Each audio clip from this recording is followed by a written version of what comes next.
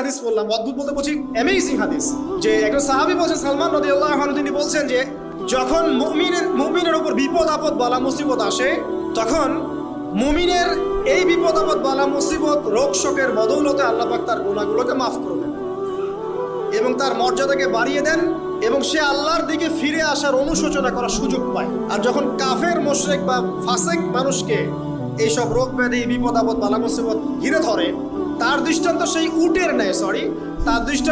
উটের ন্যায়, যে উটটাকে তার মালিক বেঁধে রেখেছে, এরপর ছেড়ে দিয়েছে। সে উটটা বুঝতেও পারলো না কেন তার মালিক তাকে বেঁধে রাখলো আর কেনই বা তাকে ছেড়ে দিল। কথাটা কি বুঝতে পারছেন? যারা আল্লাহ দ্রোহী, তাদের উপর যখন বিপদ আপদ বালা মুসিবত আসতে থাকে, তারা বুঝে না যে কি জন্য আসলো আর কেন চলে গেল। কিন্তু মুমিন ব্যক্তি যারা মুসলিম, আল্লাহর অনুগত, তাদের বিষয়টা হচ্ছে এমন বিপদ আপদ বালা মুসিবত রোগ ব্যাধি তাদেরকে আল্লাহর দিকে ফিরিয়ে নিয়ে আসবে। এই যে পৃথিবীতে নামিয়ে দেয়া, এরপর আল্লাহর পক্ষ থেকে ঐশী গ্রন্থগুলো পাঠানো, নবী রাসূল পাঠানো, আলেম ওলামা পাঠানো, আপনাকে হায়াত দেয়া, আপনাকে রিজিক দেয়া, এই শ্বাস নেওয়ার ক্ষমতা দেয়া, আপনাকে জ্ঞান বুদ্ধি দেয়া, বিবেক দেয়া, 3 বেলার খাবার, পোশাক, স্ত্রী সন্তান, কি দেয়নি আল্লাহ রাব্বুল আলামিন।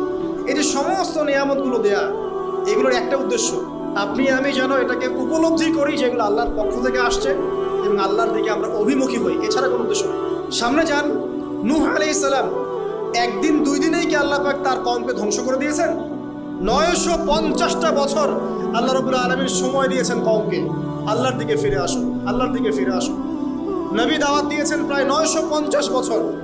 যখন তারা ফিরে আসে নাই, তারপরে আল্লাহ রাব্বুল আলামিন গজব দিয়ে ধ্বংস করেছেন। কারণ আমি বলেছি একটা কথা, আল্লাহ পাক শুধু রহমানুর রহিমই নন, বরং তিনি কিন্তু কঠোর শাস্তিদাতা, শদীদুল ইকাবও বটে। সামনে আরো যান, ইব্রাহিম আলাইহিস সালাম, একা একটা মানুষ নমরুদের সাথে ফাইট করছেন, আগুনে ফেলেই দিল, সে আগুনকে আল্লাহ পাক ঠান্ডা করে ফেললেন। এটা কি আল্লাহ পাকের দয়া নয়? তার সন্তান ইসমাইলের কুরবানিটা দেখেন, আল্লাহ পাক বলেছেন কুরবানি করো, তিনি ডানে বামে প্রশ্ন করেন নাই। আমরা হলে প্রশ্ন করতাম, কেন করব? শিশু সন্তান, নিষ্পাপ, এটার কোনো যুক্তি আছে কিনা, লজিক আছে কিনা? তিনি কোনো লজিক দেখতে যাননি, আল্লাহ পাক বলেছেন করেছে।